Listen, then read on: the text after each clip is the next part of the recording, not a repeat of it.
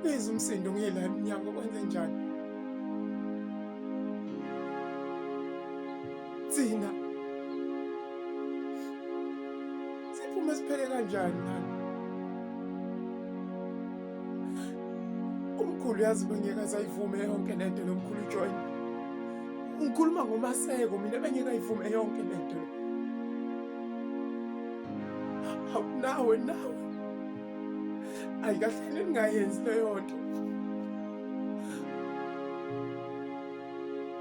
Anisixosha ngempela lekhaya. Siphume siyephi?